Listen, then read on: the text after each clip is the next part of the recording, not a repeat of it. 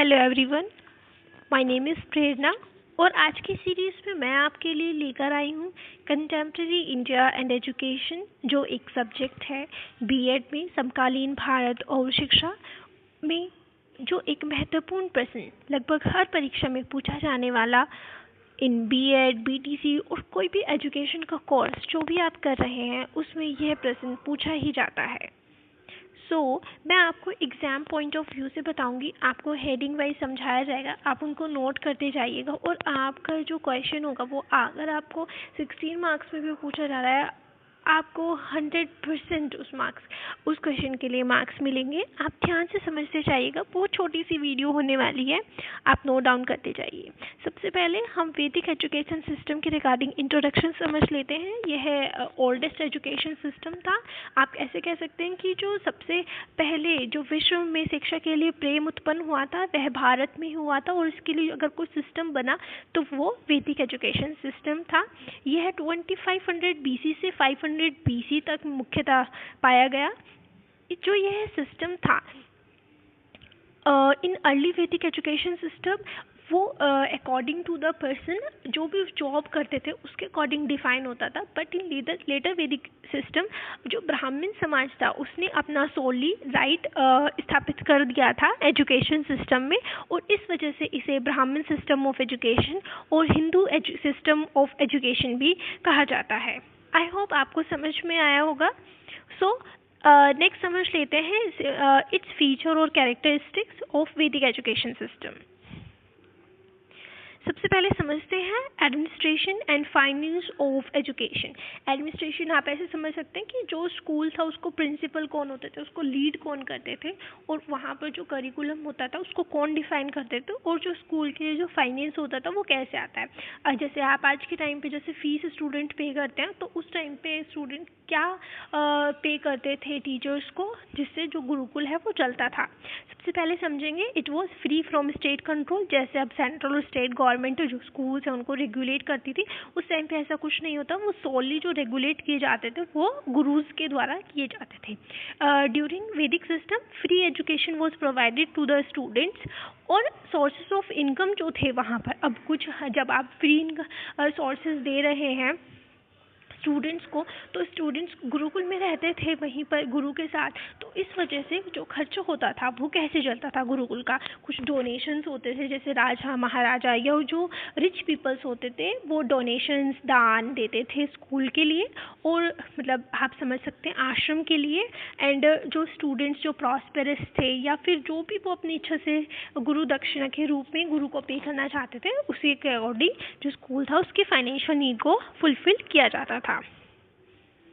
Next let us understand the structure and organisation of education. जैसे फिलहाल के time में जो एजुकेशन है वो 2 पार्ट्स में डिवाइडेड है, primary education and higher education. उस टाइम पर भी ऐसा ही था, बट समझने वाली बात ये है कि जैसे आज प्राइमरी एजुकेशन के लिए प्राइमरी स्कूल होते हैं, उस टाइम पे ऐसा नहीं था। जो बच्चे की प्राइमरी एजुकेशन होती थी वह बेसिकली फैमिली में ही की जाती थी, जिसको एक सेरेमनी होती थी उस टाइम पर, विद्या आरंभ संस्कारा। उसमें पंडित जी घर पर आते थे बच्चे के, और उसको बच्चे को नहला धुलाकर बैठा दिया जाता था। उसके सामने एक पीला कपड़ा बिछाकर और उस पर कुछ अनाज के दाने को फैलाया जाता था, और उसके ऊपर जो स्टूडेंट होता था उसके फिंगर को रन करके कुछ वर्ण बनवाए जाते थे शिक्षा के लिए। तो वहाँ से बच्चे की प्राइमरी एजुकेशन शुरू होती थी, जिसमें जो उसके पेरेंट्स होते थे वो उसको ग्रामर, वोकैबुलरीज, व्हाटएवर जो भी इम्पॉर्टेंट होता है एग्ज़ाम्स, मतलब जो हायर एजुकेशन के लिए उसको बच्चे को प्रिपेयर करते थे उसके पेरेंट्स।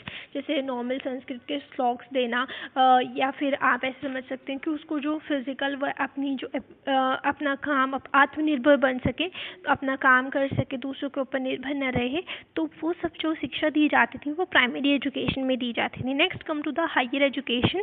इसके लिए जो बच्चा था उसको आश्रम में भेज दिया जाता था, लेकिन जो वैदिक एजुकेशन सिस्टम था उसमें जो ब्राह्मण समाज का बच्चा था उसको 8 साल के बच्चे को आश्रम भेजा जाता था, जबकि जो क्षत्रिय समाज का बच्चा था वह 10 साल का, और वैश्य समाज का बच्चा 12 साल का ही स्कूल में जाता था, जबकि जो शूद्र समाज का बच्चा था वह शिक्षा के लिए नहीं समझा जाता था उपयुक्त in later Vedic education system.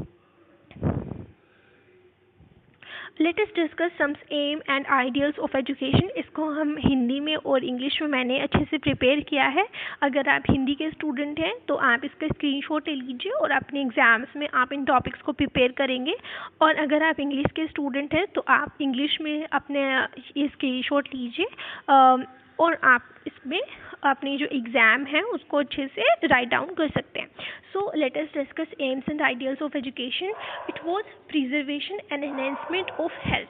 जो वैदिक एजुकेशन सिस्टम था उसमें जो मुख्य उद्देश्य था स्कूल का, आप हिंदी और इंग्लिश में दोनों में समझ सकते हैं, मैं बाइलिंगुअली समझा रही हूँ, आप इसको अपनी लैंग्वेज में बना के लिखिएगा। इसमें ऐसा कहा गया था कि जो बच्चा है उसको पढ़ाई के साथ साथ वैदिक शिक्षा मानती थी कि मनुष्य का परम उद्देश्य, लोगों का मानना था कि जो शिक्षा होती है वह मनुष्य की 3 आँखें होती हैं, ज्ञानम मनुजस्य तृतीयम नेत्रम। जो 2 आइज़ होती हैं वे जो कॉन्क्रीट वर्ल्ड होता है, जो मटेरियल वर्ल्ड होता है उसको देखने के लिए होती हैं, जबकि जो हमारा ज्ञान होता है वह जो मटेरियल वर्ल्ड है उसके साथ साथ जो मेटाफिजिकल एब्स्ट्रैक्ट वर्ल्ड है उसको भी समझने में हमारी मदद करता है। Next come to the observance of social and national duties. जो वैदिक एजुकेशन सिस्टम था उसका मानना था कि शिक्षा इस प्रकार से होनी चाहिए जो छात्र है उसको सोशल और राष्ट्रीय जो कर्तव्य होते हैं उनके लिए भी तैयार किया जाए। उसके साथ साथ बच्चे को कल्चरल डेवलपमेंट और उसको निभाने के लिए भी तैयार किया जाता था। जैसे उनको जो कपड़े होते थे वह बहुत सादे सिंपल होते थे और जो उनका खाना होता था वो बहुत सिंपल होता था और उनको वेजिटेरियन रहने के लिए प्रेरित किया जाता था। बच्चों को मोरल और कैरेक्टर डेवलपमेंट भी किया जाता था, जिसमें बच्चों को बैक बाइटिंग नहीं करना, सेलिबेसी फॉलो करना, जिसको हम ब्रह्मचर्य बोल सकते हैं, वो फॉलो करना बच्चे को सिखाया जाता था। और बच्चे को सिखाया जाता था कि जो भी उसके जिम्मेदारियां होती हैं वह उनको पूर्ण करे। उसके साथ साथ बच्चे को शिक्षा के दौरान उसके जो रोज़मर्रा के लिए जो आवश्यकता होती है उनको पूर्ति करना भी सिखाया जाता था। जैसे उस टाइम पे जो बच्चे होते थे उनको भिक्षा मांगना सिखाया जाता था और उसके साथ साथ उनको जो खेती करना, कुछ आर्टिस्ट का वर्क करना और स्कल्पचर्स बनाना भी सिखाया जाता था ताकि वह अपनी लिवलीहुड कमा सके, अपनी जीविका कमा सके। और उसके साथ साथ कुछ उनके अंदर प्रोड्यूस की जाती थी ताकि वह समाज के को अपना एक अच्छा योगदान दे सके। साथ साथ बच्चे को ये भी सिखाया जाता था कि जो ह्यूमन है उसका एक इम्पॉर्टेंट जो उद्देश्य है जीवन का वह भगवान को प्राप्त करना है। इसके लिए उसको स्पिरिचुअल डेवलपमेंट भी किया जाता था, उसको लेक्चर दिए जाते थे, रिलीजियस बुक्स पढ़ाई जाती थी और उसको यज्ञ भी सिखाया जाता था।